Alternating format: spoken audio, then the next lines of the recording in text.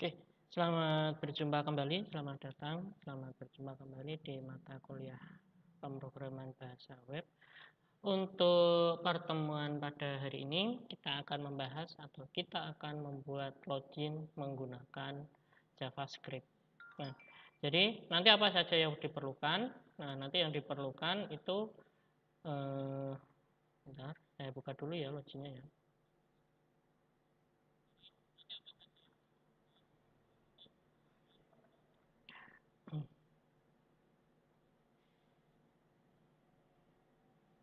Oke, nah jadi nanti kira-kira seperti ini. Nah, untuk formnya, ya kan, untuk formnya sendiri nanti hanya sederhana, yaitu nanti hanya ada dua form. Yang pertama yaitu untuk user ID, di sini nanti dikasih nama name-nya, untuk name-nya itu nama, kemudian yang password itu name-nya adalah pass. Nah, oke, nah, oke masuk ke sini saja. Nah di sini, nah, kemudian nanti dari name dan pass ini akan kita ambil, ya kan, di sini var x nama dokumen myfrom nama titik value. Nah, ini adalah perintah untuk mengambil value, ya kan, dari nama. Nah, myform ini nanti diambilkan dari sini, form name myform. Oke. Nah, jadi kalau nanti misal di sini itu berubah, misal namanya hanya form, berarti nanti di sini dokumen titik form. Oke, diperhatikan. Nah, nama di sini, nama itu dia ngambil dari sini nama. Oke. Nah, user ID input tipe nama, kemudian user ID input tipe name pass. Nah, kalau kita running atau kita jalankan, nah, nanti misal namanya AA, passwordnya AA. Kira-kira seperti ini. Nah, untuk merubah agar password ini kan masih apa? Muncul angkanya. Nah, ini nanti tipenya diubah ke password. Nah, gini. Tipenya nanti diubah ke password untuk yang password. Nah, kalau sudah diubah, nanti kita reload ya. Nah, untuk yang user ID ini tetap, untuk password dia akan menjadi bulat seperti password pada umumnya. Itu. Nah, jadi nanti kalau misal untuk merubah, ya kan, misal kalian ingin, untuk passwordnya itu biar muncul icon atau muncul simbol, nanti diubah saja. Untuk tipenya adalah password. Nah, sebenarnya untuk input tipe ini bermacam-macam, ya kan. Ada yang read only. Kalau read only itu dia hanya bisa dibaca, tidak bisa dilakukan input data. Contoh misal seperti ini. Read only. Oke. Nih.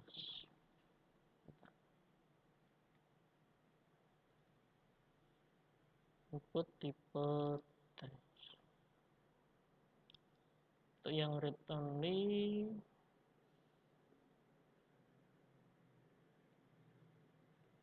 nah ini. Ya pakainya read only, ya kan. Di sini juga read only. Tipenya saya hapus.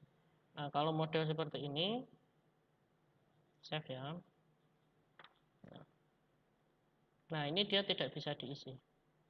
Oke, dia tidak bisa diisi, dia hanya bisa dibaca. Walaupun dia posisinya di sini itu adalah sebagai textbox, beda dengan yang di password. Ini sama. Karena di sini tadi dia menggunakan read only. Oke. Nah, jadi itu. Nah, itu untuk formnya. Jadi nanti untuk form, nah, untuk form berarti nama my form, ya kan? User ID, input tipe teks, nah, name-nya adalah nama, input tipe password, name-nya adalah password. Nah, kemudian ada lagi yaitu input tipe button. Nah, input tipe button, name-nya tombol, value tekan. Nah, kemudian on click, JavaScript tampil. Nah, perintah tampil atau function tampil itu dia ngambil dari atas ini, function tampil. Oke.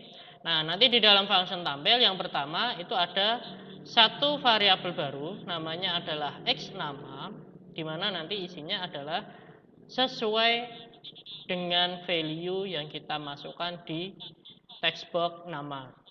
Berarti sesuai yang ada di sini. Nah, kemudian yang kedua yaitu untuk variabel XPath, ya kan, password dokumen ini sesuai dengan apa yang kita masukkan di dalam password di sini. Walaupun nanti di tampilan dia itu icon, tapi ketika diambil di sini dia berubah menjadi teks pada umumnya.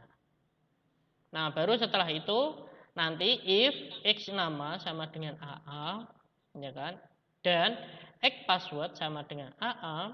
Nah, kalau dua-duanya itu sama, berarti nanti akan dijalankan perintah ini. Perintah 12. Nah, akan dijalankan perintah ini.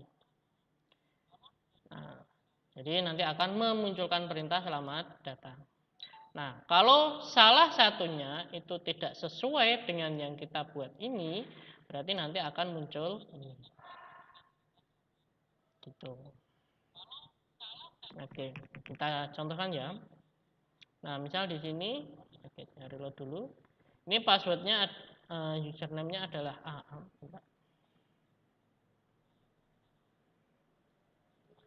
Nah, di sini ini adalah AA, kemudian passwordnya misal saya menggunakan AB. Ini password saya tulis AB. Nah, ketika saya klik tekan, nah nanti dia akan muncul maaf user salah. Nah, kalau di sini saya tulis AA juga, nah nanti dia akan muncul selamat data. Kira-kira seperti itu. Itu untuk penggunaan apa ya? Percabangan yang ada di JavaScript. Nah, fungsinya apa? Fungsinya seperti ini. Ketika nanti kita membuat sebuah sistem, ya kan, sistem yang berbasis web, kita pasti akan membutuhkan login. Nah, kalian bisa menggunakan atau memanfaatkan ini. Nah, walaupun misal kalian menggunakan bahasa pemrograman yang lain itu juga bisa. Nah, kira-kira seperti itu. Nah, kalau di bahasa pemrograman yang lain, ya kan, itu biasanya untuk form dan untuk eksekusinya ini itu berbeda. Nah, walaupun ada beberapa yang dijadikan satu, tapi umumnya berbeda. Nah, kalau menggunakan JavaScript dia akan dijadikan satu. Jadi untuk JavaScript oke lah, kalau untuk aplikasi atau sistem yang masih belum menggunakan database dia masih mampu. Gitu. Oke. Nah, jadi itu ya kan, ini sebenarnya gini. Yang kita ambil itu adalah fungsi ini. Jadi penggunaan if yang ada di JavaScript itu seperti apa? Nah, kira-kira seperti itu. Nah, kemudian kalau kita bandingkan dengan yang kemarin, yaitu untuk yang validasi form. Nah, untuk validasi form, nanti ini bisa kalian tambahkan. Oh, kalau nama misal gini. Misal seperti ini. Nah, ini kan kosong semua. Ya kan? Nah, kalau saya klik tekan, dia memunculkan maaf user salah. Padahal kita belum memasukkan user ID ataupun passwordnya. Nah, ini harusnya itu kan ketika password user ID dan user ID masih kosong ya. Ketika user ID masih kosong dan kita klik tekan, ya kan? Tekan seperti ini. Nah, kita klik tekan. Nah, di sini akan memunculkan pesan, maaf user ID masih kosong. Oke. Nah, kemudian password juga sama. Jika password masih kosong, nanti akan memunculkan juga, maaf password masih kosong. Nah, misal user ID-nya itu sudah diisi tapi passwordnya kosong. Kalau dua-duanya masih kosong, itu nanti memunculkan pesan, maaf username dan password masih kosong. Oke, nah jadi seperti itu kira-kira nanti untuk gini ya. Untuk tugas ya ini ya. Kita kan belum pernah membuat tugas kan. Nah, nanti untuk tugasnya ini saja. Nah, nanti untuk user ID dan password ya kan. Nah, nanti kalau user ID-nya itu masih kosong dan passwordnya kosong, dia akan memunculkan pesan di sini, maaf username dan password harap diisi. Nah, kalau user ID-nya kosong, ya kan, passwordnya diisi, nah nanti akan memunculkan pesannya apa? Maaf, username harap diisi. Kalau mungkin sebaliknya, usernya sudah diisi, username sudah diisi, tetapi passwordnya masih kosong, nah baru muncul pesan, maaf, password harap diisi. Nah, kalau dua-duanya sudah diisi, ya kan, tetapi tidak sesuai, baru memunculkan pesan, maaf, user yang Anda gunakan salah, atau maaf, user salah. Kalau usernya benar, ya kan, misal seperti ini, nah baru memunculkan pesan selamat datang. Oke. Nah, jadi untuk tugasnya kira-kira seperti itu. Nah, oke, untuk apa ya? Untuk pengumpulan, nanti pengumpulan kita lewat Siakat. Jadi tidak dikumpulkan via WA group, tapi nanti dikumpulkan langsung di Siakat. Oke. Oke, sampai di sini ada pertanyaan tidak terkait dengan penggunaan if, ya kan, dan form yang ada di Java. Silakan kalau ada pertanyaan.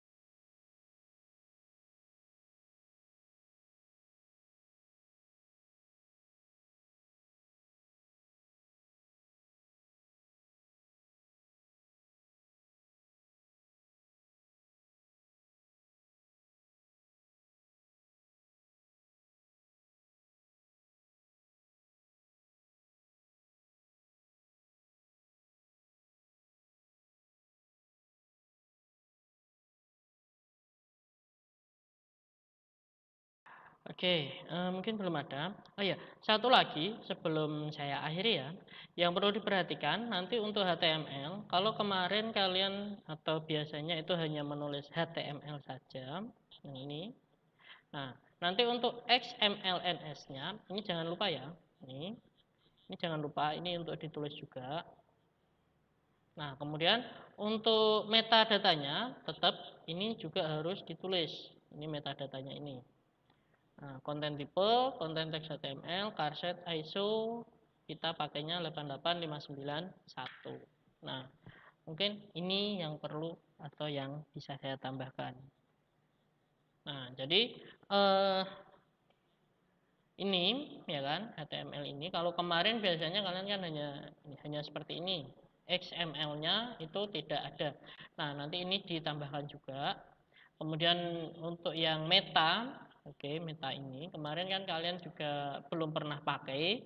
Nah, nanti ini digunakan juga yaitu meta HTTP equif konten tipe ya kan. Kemudian konten adalah teks HTML. Baru charsetnya itu adalah ISO 88591. Oke, mungkin itu tambahan dari saya. Jadi saya ulang lagi. Nanti yang perlu diperhatikan untuk pembuatannya ya. Yang perlu diperhatikan adalah yang pertama nama formnya. Di sini untuk formnya saya menggunakan nama myform. Nah, kalau nanti kalian menggunakan nama yang beda, berarti nanti kalian sesuaikan. Ingat di JavaScript itu besar kecil tulisan berpengaruh. Misal nanti di sini kalian menggunakan M-nya besar, F-nya besar. Nah, nanti di sini dia juga diubah M-nya besar, F-nya besar. Nah, kemudian untuk yang kedua, user ID di input teksnya, name adalah nama. Nah, nama ini kecil semua. Kalau nanti kalian menggunakan ada huruf kapital, ya berarti nanti diubah juga. Kemudian untuk tipe password, ya kan, untuk tipe password, ini pas juga kecil. Nah, nanti ini dua ini berpengaruh di mana? Baris 24 dan 25. Ini nanti dia harus disesuaikan dengan baris 8 dan 9. Di sini name, nama dan password. Value berarti adalah nilainya. Nah, jadi baris ke-8 dan baris ke-9 ini berfungsi untuk mengambil data dari form yang kita masukkan. Oke. Nah, kemudian untuk buttonnya atau untuk tombolnya ini adalah input tipe button. Oke. Nah, kemudian untuk name-nya adalah tombol. Nama buttonnya adalah tombol. Nah, value-nya itu adalah tekan. Value itu nanti yang muncul atau yang tampil di sini. Nah, ini namanya value. Mungkin apa ya? Ada yang nyebutnya juga caption lah. Kalau di visual itu biasanya disebut caption. Nah, tapi kalau di HTML ini nanti disebutnya value. Nah, kemudian on click. Nah, ini ada beberapa tipe, ada yang on click, ada yang on over, ya kan. Jadi kalau hanya mouse diletakkan di atasnya saja dia akan atau akan mengeksekusi perintah dan lain sebagainya. Nah, tapi di sini nanti kita menggunakan yang on click. Jadi aktif ketika hanya diklik. Kalau tidak diklik dia tidak aktif. Nah, ketika diklik dia nanti akan menampilkan atau memerintahkan JavaScript untuk memanggil function tampil ini. Oke, nah function tampil ini itu ada di sini function tampil dari baris 6 oke sampai baris ke-18. Ini adalah function tampil. Nah, misal ini tidak kalian letakkan di atas, Pak. Misal saya letakkan di bawahnya bagaimana? Boleh, tetapi dengan catatan yaitu di bawah /html. Berarti di sini. Jadi tidak jadi satu dengan dokumen HTML-nya. Kalau misal jadi satu nggak apa-apa lah, oke lah letakkan di setelah body tapi di dalam HTML. Tapi jangan diletakkan di dalam body untuk function ini. Jadi jangan diletakkan di dalam body, tapi di luar body karena untuk function ini dia tidak menjadi tubuh, tidak menjadi tubuh dalam HTML. Kira-kira seperti itu. Nah, oke. Nah, jadi nanti di function sendiri nanti tampil. Ini juga harus diperhatikan. Kalau di sini kalian menuliskan tampil itu kecil, berarti nanti di sini juga kecil. Nah, kalau nanti di sini misal kalian menggunakan huruf kapital di depan, nah berarti nanti yang di bawah ini juga harus kapital di depannya. Gitu. Oke. Nah, jadi kalau di JavaScript saya ingatkan lagi ya, kalau di JavaScript itu besar kecil tulisan berpengaruh. Jadi jangan anggap misal oh di sini tampil, di bawah juga tampil tapi beda huruf, terus dianggap sama, itu enggak, itu berbeda. Oke. Oke, nah jadi itu mungkin materi untuk pertemuan pada hari ini, ya kan? Nanti setelah ini jangan lupa untuk melakukan absensi. Kemudian untuk pengumpulan, ini kan tugas ya. Nah, untuk tugas, nanti tugasnya sama seperti tadi, nanti bisa di flashback kalau lupa. Nah, untuk pengumpulan tugas nanti akan menggunakan sistem atau menggunakan siakat. Jadi nanti pengumpulan tugasnya di siakat. Yang dikumpulkan apa? Yang dikumpulkan hanya file HTML-nya ini saja. Jadi nggak perlu yang lain. Hanya file HTML ini saja nanti yang dikumpulkan. Gitu. Oke, kalau belum ada pertanyaan, mungkin untuk pertemuan pada hari ini saya cukupkan sampai di sini dulu. Kurang lebihnya mohon maaf. Terima kasih. Selamat mencoba.